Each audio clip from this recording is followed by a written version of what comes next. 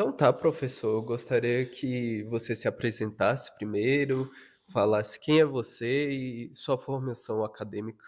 Eu sou o João Luiz, né, professor do Departamento de Engenharia Elétrica. Já fui coordenador do curso de Engenharia de Computação, né, na verdade, antes do Guilherme eu era coordenador. Atualmente sou vice-coordenador do curso de Engenharia de Computação e também sou membro do NDE, né, de Engenharia de Computação, que decide coisas relativas, por exemplo, a currículo, mudança de regulamento, essas coisas assim. Sobre minha formação, eu sou ex-aluno da UNB, né, eu sou formado em Engenharia de Redes, pela UNB, eu fui da primeira turma de Engenharia de Redes da UNB. Fiz mestrado aqui na UNB também em Engenharia Elétrica, voltada para Engenharia Biomédica. E fiz meu doutorado nos Estados Unidos, em Los Angeles, também voltado para biomédica e ressonância magnética. Né? E aí voltei do doutorado em 2008, fiquei um ano no Gama, 2009, e desde 2010 eu estou aqui no Departamento de Engenharia Elétrica. E aí eu dou aula para os cursos de Engenharia Elétrica, Engenharia de Redes, Engenharia Mecatrônica e Engenharia de Computação. Certo. Vou passar o microfone, essa parte a gente vai dar uma cortada, né? Uma edição. Então, você vai fazer primeiro ou eu posso fazer? Beleza. Eu vou perguntar sobre as matérias, né? Que ele já ministrou. Não, mas você pode começar perguntando. Beleza, não, só tô avisando mesmo. Professor, eu queria fazer uma pergunta para o senhor sobre as matérias que o senhor ministrou para turmas de engenharia da computação, que eu vi que você já deu a matéria de introdução, né, também. Assim, atualmente eu estou dando de sistemas digitais, né? Acho que teve uns 2 semestres aí que tinha uma turma minha que era praticamente só engenharia de computação, o semestre passado e o semestre anterior, mas esse semestre já foi, eu estou com 2 turmas e as duas estão misturadas, né? Tem 20 alunos de engenharia de computação numa turma e 20 alunos de engenharia de computação na outra. Antes disso, eu passei muitos anos dando sinais de sistemas em tempo contínuo, que também é obrigatório para vocês, né? E por muitos anos a turma era a turma de mecatrônica, né? Então sempre tinha alguns anos de engenharia de computação também, mas a maioria era de mecatrônica, mas por final já deu uma misturada, assim, acho que teve até um semestre que a maioria era de engenharia de computação. Mas eu também já dei laboratório de sistemas digitais, já dei circuitos elétricos, né? Já dei laboratório de eletrônica, laboratório de circuitos. Muito tempo atrás dei princípios de comunicação. Não, na verdade, um leque muito pequeno, na verdade. O departamento tem muita disciplina. Não, o departamento tem uma lista de oferta muito grande, né? Eu sou da área de eletrônica, né? O departamento de engenharia elétrica, a gente internamente assim, a gente é meio que dividido em 5 áreas, na verdade, né? Tem a área de eletrônica, a área de controle, a área de telecomunicações, a área de potência e a área de redes, né? Eu sou professor da área de eletrônica, então eu leciono disciplinas da área de eletrônica. Então, sistemas digitais, Sismic, eu nunca dei, mas é uma disciplina da minha área, sistemas microprocessados, né? Aí tem eletrônica, laboratório de eletrônica também é da minha área, materiais, laboratório de materiais é da minha área. E aí tem as disciplinas que a gente chama de tronco comum, que é circuitos elétricos, sinais de tempo contínuo, sinais de tempo discreto. Agora, as disciplinas das outras áreas, aí são os professores das outras áreas que lecionam. Princípio de comunicação, por exemplo, eu dei na época que eu era professor substituto, foi antes do meu doutorado ainda, né? Então, hoje é uma disciplina que provavelmente eu não seria alocado para lecionar, porque está fora da minha área. Perfeito. Você quer fazer um? Puxando. Aproveitando que o senhor comentou que já foi coordenador, né, do engenharia de computação, como era a saída em questão de estágio, como que está essa área, assim, em relação a oportunidades? O pessoal de engenharia de computação, a maioria acho que começa a estagiar bem cedo, assim. Eu acho que muita gente do curso está estagiando bem cedo. Muitos por necessidade, né? A gente tem um grande número de alunos de baixa renda e aí desde o primeiro semestre já tem que estar estagiando para conseguir se manter no curso, né? E outro por opção mesmo, né? Eu, assim, a minha visão é a minha visão da época que eu era aluno, aí, quantos anos atrás? 30 anos atrás, né? Então, assim, quase 30 anos. Então, assim, na minha época ali, eu via assim, que seria mais interessante deixar para estagiar meio do meio para o final do curso, porque eu acho o curso muito puxado, né? Então, e no começo do curso, ele cálculo 1, cálculo 2, cálculo 3, etc., eu acho que é importante para o aluno focar em passar e não reprovar, não ser desligado, principalmente, né? E os alunos que começam a estagiar muito cedo começam a reprovar de mais disciplina e muitos acabam sendo desligados, né? Por outro lado, hoje eu escuto comentários do tipo que se você não estagia desde o começo, depois quando você se forma, você tem mais dificuldade de conseguir emprego. Eu sinceramente, assim, como eu não estou no mercado de trabalho, realmente eu não sei a realidade do mercado de trabalho. Eu acho que talvez os seus colegas mais de fim de curso, ou os seus colegas que se formaram recentemente, talvez sejam até mais capazes de opinar com relação a isso, sabe? Mas assim, são escolhas, né? O curso ele vai te dar muitas opções. Se você quiser focar só em disciplina, você pode focar só em disciplina, mas você tem empresa júnior, tem equipe de competição, tudo isso acho que agrega muito, tanto a sua formação quanto ao seu currículo também. E tem a atuação profissional, de estágio também, né? Só que ninguém consegue abraçar o mundo com as pernas, tem que escolher onde você vai colocar a sua energia, né? E aí só tomar o cuidado de não focar muito em uma coisa e esquecer das disciplinas, né? E ser desligado aí, porque reprovou 3 vezes sistemas digitais, por exemplo, que a gente vê acontecendo muito, tá? Então, eu acho que depende muito de cada um, realmente, do que a pessoa espera do curso, da sua formação, a capacidade de cada um, porque tem aluno que tem mais facilidade, tem aluno que tem menos dificuldade. Tem aluno que, por exemplo, que se interessa mais por área de pesquisa, aí vai fazer uma iniciação científica. Tem aluno que quer ser empreendedor, aí vai mexer com empresa júnior, né? Tem aluno que quer construir robô, aí vai para a equipe de competição de robô. Então, depende muito realmente do interesse de cada um. Eu acho que se hoje eu fosse aluno de graduação, provavelmente o que eu ia fazer era participar da Apuama, ajudar a construir carro de corrida, porque eu adoro Fórmula 1. mas então, assim, acho que realmente a experiência de cada um é muito única, assim, e a universidade dá muita possibilidade, né, de você construir a sua vida aqui. Tem gente que fica aí 10 anos, né, e aproveita os 10 anos, né? Mas é isso aí. Nesse gancho de oportunidades, com essa tecnologia de IA, o senhor acredita que, ao passar dessa inovação em tecnologia, eventualmente vai se tornar prejudicial, entende, para a sociedade, diminuir oportunidades? Assim, eu já vejo assim, até em sala de aula, assim, eu acho que hoje as pessoas estão meio com preguiça de estudar, de pensar, de pesquisar, e já pega a resposta ponta do IA. Pelo menos hoje, eu sei que os algoritmos têm melhorado, né? Mas a IA ela ainda comete muito erro, né? Porque a IA é estatística, né? Ela gera uma resposta estatística, né? Então eu já vi, por exemplo, um caso em que eu estava jogando um jogo de tabuleiro com uns amigos, né? Aí meu amigo tirou uma foto da tabela de pontuação e nem falou nada para a IA o que era para ela fazer, só mandou a foto. E aí a IA entendeu que era uma tabela de pontuação de jogo de tabuleiro, identificou o que era cada item de avaliação, entendeu que cada coluna era um jogador e que era para somar os pontos de cada linha para calcular a pontuação de cada jogador. Falou isso direitinho. Ela identificou corretamente os números que estavam manuscritos lá na tabelinha, né? Listou direitinho, tudo direitinho. Na hora de somar, ela somou errado. Né? E aí, assim, só que eu não acredito em AI, calculei lá na calculadora, e aí quando falaram que tinha empatado, eu falei, não empatou não, ganhei o jogo. Se eu não tivesse verificado, eu tinha perdido o jogo. E isso vale para qualquer coisa, assim, a IA ela é uma ferramenta excepcional para quem sabe o que está fazendo. Né? Se você, por exemplo, está usando IA para desenvolver um software para determinada aplicação, e você manja muito daquela aplicação, você vai saber testar aquilo que a IA fez para você. Se tiver errado, você vai perceber que está errado. Agora, se você é leigo na área e usa a IA para resolver o seu problema, ela vai resolver errado e você vai acreditar que está certo. E eu vejo isso aqui na disciplina. O aluno chega para mim, professor, essa questão aqui, eu perguntei para ela mandou fazer desse jeito, está certo? Eu olho assim e falo, isso aí não tem absolutamente nada a ver com o que o enunciado está perguntando. Assim, eu vejo que eu nem entendeu o enunciado. Por quê? Qual que seria o certo? Ver o enunciado da questão, beleza, não sei fazer, vou ver lá as notas de aula, vou ler o capítulo do livro sobre esse assunto para tentar entender, vou ver os exemplos que são parecidos, e aí vou tentar resolver. Se eu tiver dúvida, vou perguntar para os monitores, perguntar para meus colegas. A IA seria talvez para conferir se a resposta está certa. Entendeu? Agora, se você não faz a menor ideia do que está acontecendo, nem entendeu o enunciado e vai lá e pergunta para a IA, como é que você vai saber se a resposta da IA está certa? E muitas vezes ela está errada. Né? Então, isso me preocupa bastante, assim, o uso de IA por leigos. Né? Eu acho que a IA é uma ferramenta excepcional para quem sabe o que está fazendo, só que hoje a gente vê que realmente está sendo usada por leigos para fazer trabalhos importantes, sem a verificação devida, e tem sido usado para IA também para estudar.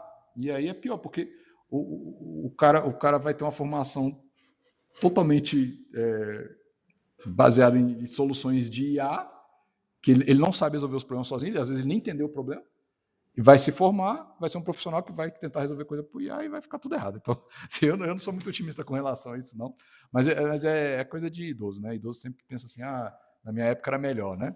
Pode ser que seja isso, tá? Mas a minha percepção hoje é essa. É uma tecnologia muito recente, né? Eu acho que a gente ainda vai ver, né, os impactos disso na sociedade, mas eu sinceramente não estou muito otimista, não. Entendi. Cadê? Eu queria perguntar, professor, sobre, voltando agora para os calouros, né, e para as matérias, para as disciplinas da faculdade, o que o senhor diria para as pessoas que estão entrando agora no curso de Engenharia da Computação, quanto às matérias que o senhor ministra, como SD, né, LabSD, e também as matérias mais iniciais, como Cálculo 3, Cálculo 2, as matérias bem... Isso aí é uma informação importante. Assim, a evasão do curso, ou seja, quando o aluno desiste do curso, normalmente acontece muito no começo. Por quê? Porque o aluno fica represado ali em Cálculo 1, Física 1, Sistemas Digitais, algoritmos de programação de computadores, álgebra linear. Então, eu diria assim, que realmente nesse começo de curso, assim, tem que levar muito a sério, dedicar, focar, talvez deixar essas atividades extracurriculares, estágio, equipe de competição, etc., deixar quando você já estiver se sentindo seguro no curso, né? Porque assim, o curso, não é que o curso fica mais fácil, mas ele fica mais difícil, tá? Cálculo 2 é mais difícil que cálculo 1, cálculo 3 é mais difícil que cálculo 2, sinais de sistemas é mais difícil que cálculo 3, entendeu? O curso vai ficando mais difícil. Só que você vai ficando mais safo, você vai ficando mais... a forma de você encarar os problemas vai mudando, sua capacidade de abstração vai melhorando. Então, quando você chegar para fazer uma matéria mais de fim de curso, essa matéria com certeza vai ser bem mais difícil do que sistemas digitais. Só que você vai estar mais bem preparado. Só que o que acontece é que muitas vezes o aluno no começo do curso ele não tem essa dedicação que precisa ter realmente nesse começo do curso, que é um começo de curso muito pesado, né? Fica represado, desestimula e acaba desistindo do curso ou sendo desligado, né? Às vezes reprova 3 vezes a mesma disciplina e é desligado. Então tem que tomar muito cuidado realmente com essa questão no começo do curso. Então minha recomendação seria realmente priorizar muito esse começo de curso agora. Quando estiver vendo, não, beleza, está tranquilo, estou conseguindo levar, aí começa a ver outras coisas, ver estágio, ver equipe de competição, ver empresa júnior, etc.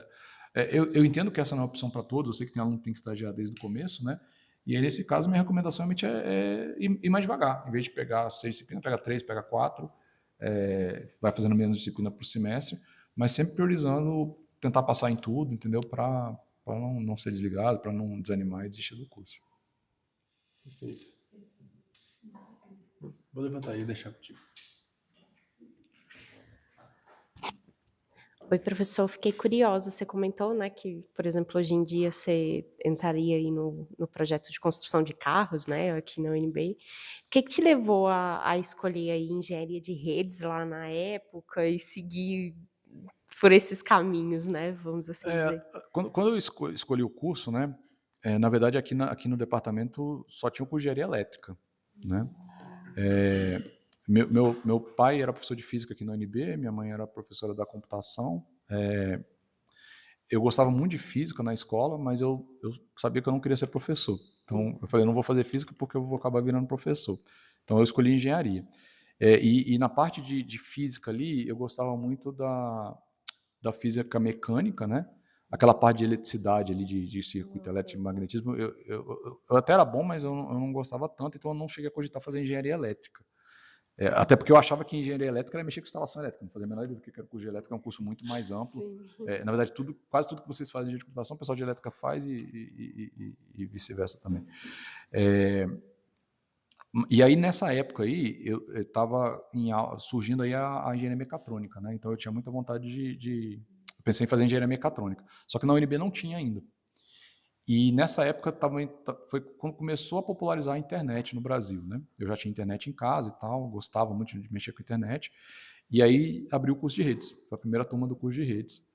E coincidentemente eu assisti um filme que é bem ruimzinho, chama Hackers. Tem a Angelina Jolie bem novinha, né? Nesse filme os heróis são hackers, né? E o vilão é o cara que faz a gerência, a segurança da rede, né? É o engenheiro de redes, né? E eu achei esse filme bem legal, assim, não, o filme é ruim, mas assim, me pareceu ser muito legal esse negócio de ser hacker, de invadir sistema, e me pareceu ser legal também trabalhar com a segurança da rede, com a gerência da rede, me pareceu ser uma área de atuação interessante. Como não tinha o curso de mecatrônica na UNB, eu fiz vestibular na UNB para engenharia de redes, né? E fiz vestibular em outras universidades para mecatrônica, cheguei a passar, só que eu passei para o segundo semestre. E aí eu falei, eu vou fazer um semestre na UNB de redes, se eu gostar eu fico na UNB, se eu não gostar eu vou fazer a mecatrônica. Mas eu entrei, gostei muito do curso, gostei dos meus colegas, gostei dos professores e decidi ficar e não me arrependo não, acho que foi uma excelente escolha. Apesar de eu não ter ficado na área de redes, né, eu não trabalho com redes. Durante o curso, eu gostei muito da parte de programação, da parte de sinais e sistemas, né, que inclusive eu dei aula há bastante tempo e tal. mas aquela parte dos protocolos de redes e tal não foi uma parte que me interessou muito. E aí eu tive alguns professores que me inspiraram muito a seguir essa área de processamento de sinais, né? Então, eu acabei fazendo meu TCC, meu trabalho de conclusão de curso voltado para processamento de sinais biomédicos. Aí meu mestrado foi uma continuação disso, né? E aí no doutorado eu fui mexer com processamento de imagens médicas, né? Então, fiz engenharia de redes, mas acabei em trabalhar com engenharia biomédica. Mas é o que eu falei, assim, a base dos nossos 4 cursos do departamento é muito parecida, né? Então acaba que se você quiser tipo ir atuar em uma outra área de um outro curso, às vezes é só você pegar alguma optativa a mais ou alguma coisa assim que eu quero mexer com instalações elétricas, pô, faz a disciplina de polifásico, depois faz as instalações elétricas, você consegue, entendeu? Eu quero construir robô, pega umas disciplinas de controle que não são obrigatórias para o seu curso, são optativas, você pode mexer com robô. Então eu acho que dá para explorar essas possibilidades assim, entendeu? Tem mais alguma questão? Professor, como o senhor falou, né, você atualmente está mais voltado para a área de engenharia biomédica, que é uma área muito interessante.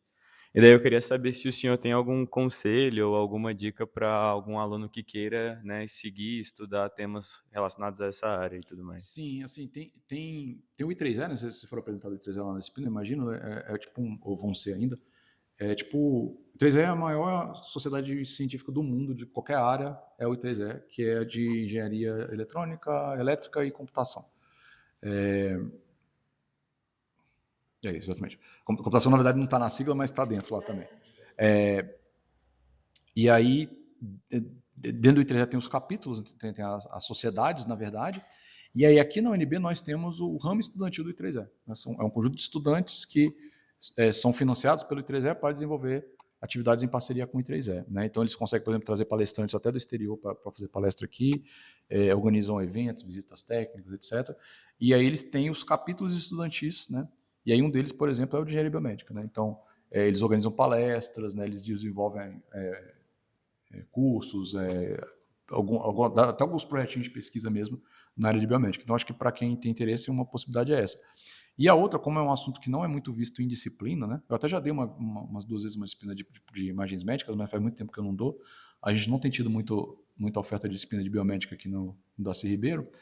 Eu acho que o caminho seria um PIBIC, fazer uma iniciação científica, né? Procurar um professor que atua nessa área e fazer uma iniciação científica nessa área. Aí, aprender um pouco mais, ver se gosta, né? Acho que seria por aí. Tá bom, obrigado.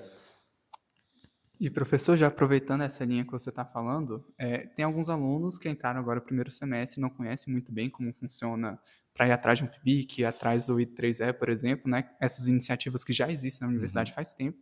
E você, como era coordenador nos semestres passados, você deve ter pegado muito calor ali perdido. Tem uma ideia, assim, de quais canais o calouro tem que ir atrás de acompanhar para ver editais, aonde vai aparecer tudo? Sim, assim, tem essas equipes de competição, empresa júnior, projetos de extensão, etc., todos eles têm Instagram, hoje em dia é tudo Instagram, né? E aí tem um Instagram que chama Mural da FT. Na verdade, eles não são só Instagram, eles são grupos de WhatsApp, né? Enfim. E eles fazem divulgação de oportunidades, assim. Então, acho que seguir esses coletivos e seguir principalmente esse Mural da FT, conversar com seus colegas, né? Ver o que você está fazendo e tal, e deixa eu seguir seu grupo aí, ver se é legal, para conhecer. Nas aulas de introdução à engenharia, normalmente esses grupos são chamados para apresentar, então vocês vão conhecer alguns, né? E assim, com relação à pesquisa, né? Os professores eles têm a página deles, têm o currículo Lattes deles que diz a área de atuação de cada professor, né? Então, uma opção é ir olhando, você vai na página do departamento, lá tem a lista de professores, e olhando um a um ali, ver quem atua na área que você gosta. Outra opção, se tem um professor que você gosta, que você admira e tal, acha que seria legal trabalhar com ele, pergunta com ele sobre o que ele trabalha, né? Se for uma área de seu interesse, talvez fazer uma iniciação científica, alguma coisa assim. A iniciação científica tem um edital, mas quem participa do edital não é o aluno, é o professor, né? Então, você tem que realmente conversar com o professor, de preferência bem no comecinho do ano, assim, fevereiro, março, porque as inscrições normalmente são tipo em abril, assim, para começar em agosto. Então tem que conversar com o professor no começo do primeiro semestre do ano, né, para começar o PIBIC no meio do ano. Aí são 2 semestres de atuação. Para fechar, professor, aproveitando que você comentou, né, que os professores do departamento, cada um tem sua área, né, o seu tema aí, você atualmente está com algum projeto aqui na universidade? Está com algum grupo? Sim, eu tô coordenando 6 projetos de extensão. Nossa! E estou também com 2 co-orientandos, na verdade, de doutorado, né? Os co-orientandos de doutorado, um é da medicina, é uma aluna da medicina, ela está mexendo com câncer coloretal. Então, a gente usa processamento de imagens de tomografia do intestino, né, do reto, e aí usa machine learning para tentar identificar o quão grave é aquele tumor, né? Porque tem os níveis de tumor, né? E aí, dependendo do nível do tumor, o tipo de tratamento é diferente, né? Então, normalmente, eles fazem esse tipo de análise, extrai o tumor e faz a análise química ali do tumor para determinar DNA, etc., para tentar determinar o grau, né? E a ideia é que simplesmente fazendo um exame de tomografia, sem precisar cortar, você já saiba a gravidade do câncer. E o outro é uma aluna que eu estou orientando também, aqui da engenharia elétrica, doutorado. Ela está mexendo com machine learning também, processamento de imagens também, para identificar sementes de plantas do Pantanal. Então, ela tem um banco de dados lá de tipos diferentes de semente, algumas são aquáticas, algumas são terrestres. Ela sabe exatamente o que é cada uma daquelas sementes, né, de que planta que é. E aí, por exemplo, ela entrega um conjunto de semente para a rede, treina a rede para ela aprender, né? E aí a rede diz, essa aqui é aquática, essa aqui é terrestre, essa aqui é tal tipo de semente, essa aqui, entendeu? Então, esses são os 2 trabalhos. E com relação à extensão, eu coordeno 2 projetos que atuam lá no Recanto das Emas. Eles trabalham eles atuam numa escola lá no Recanto das Emas. Então, eles por exemplo, um dos projetos está fazendo uma irrigação automatizada da horta pedagógica da escola. Então, eles fizeram todo o sistema eletrônico que identifica se a terra está seca, aí se estiver seca, abre o dispositivo lá que faz a irrigação. A alimentação é por energia solar, e eles fizeram tipo uma maquetezinha que é pedagógica para usar na sala de aula. Então, eles vão lá, mostram a maquete para a criança, explica e tal, até para estimular o interesse da criança, não só na própria horta da escola, mas também, né, na sustentabilidade, etc., mas também na engenharia, né, ver a eletrônica lá e talvez já pensar no futuro, trabalhar com engenharia. Também, nesse mesmo projeto, eles desenvolveram um sistema de gamificação, eles construíram os controlezinhos e o sistema do professor, de perguntas e respostas, e aí leva para a escola, aí o professor está na aula de matemática, aí pergunta, pessoal, essa pergunta aqui, qual dessas respostas? Aí os alunos correm lá e respondem. Aí torna a aula mais divertida, né, usando um sistema que foi desenvolvido pelos alunos da UNB. E também tem um outro projeto que é ensinar conceitos de programação bem básicos assim, para as crianças. Né? Então tem uma linguagem de programação feita pensando no público infantil, bem simplesinha, para você, por exemplo, desenhar um traçado usando uma tartaruga. Então tem um labirinto, aí você vai fazer a tartaruga se mover por esse labirinto usando comandos de programação. E esses comandos eles fazem num tabuleiro. Tem um tabuleiro de madeira onde eles botam a sequência de comandos, depois digita aquela sequência de comandos no computador e vê a tartaruguinha lá movimentando. Né? Mas aí eu coordeno também o projeto de extensão da Atlética Binária, né, que é a Atlética do curso de vocês. Coordeno o projeto de extensão da equipe Droid, que é uma equipe de robótica. Projeto de extensão do Centro Acadêmico de Engenharia Elétrica. Né, e outros aí. Acho que é isso. Mais perguntas? Já deu tempo, né? Deu também. Obrigada, professor. Certo, professor. Beleza. Obrigado. Muito obrigado.